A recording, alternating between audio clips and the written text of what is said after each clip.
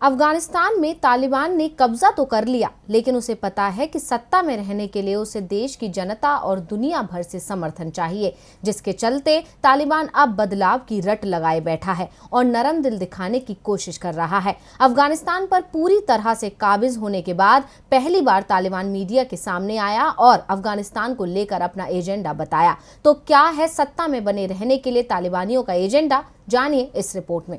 अफगानिस्तान पर पूरी तरह से तालिबान कब्जा कर चुका है। देश में जो हालात हैं वो महिलाओं की बेबसी दिखाने के लिए काफी हैं।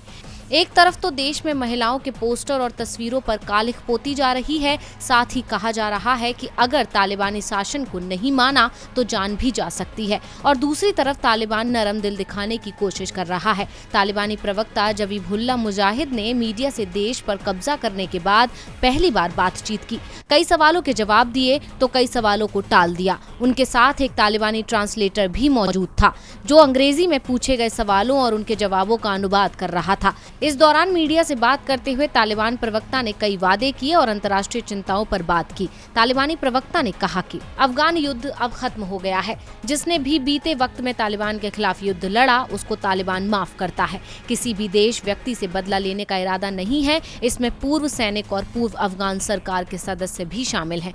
अफगानिस्तान की धरती का इस्तेमाल किसी भी देश के खिलाफ साजिश रचने और हमला करने के लिए नहीं होने दिया जाएगा। काबुल में दूतावास की सुरक्षा हमारे लिए महत्वपूर्ण है। हम सभी देशों को आश्वस्त करना चाहते हैं कि हमारे बल सभी दूतावास, अंतर्राष्ट्रीय संगठनों और सहायता एजेंसियों की सुरक्षा सुनिश्चित करने के लिए मौजूद हैं। किसी भी अंतर्राष्ट्रीय दूतावास या संस्था को नुकसान नहीं पहुंचाएंगे। उनको तालिबान द्वारा ही सुरक्षा दी जाएगी। महिलाओं को शरिया कानून के तहत अधिकार और आजादी देंगे। हेल्थ सेक्टर और स्कूलों में वे काम कर सकेंगी। जब तालिबान सरकार बन जाएगी तब साफ साफ बताया जाएगा कि शरिया कानून के हिसाब से क्या क्या छूट मिलेंगी।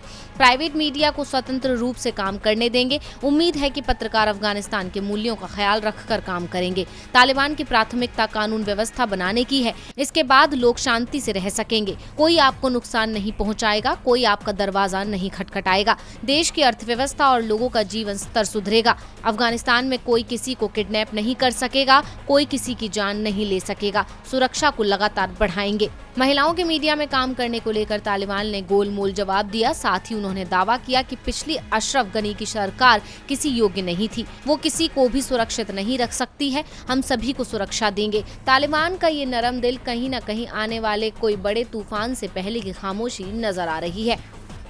DV लाइव की रिपोर्ट।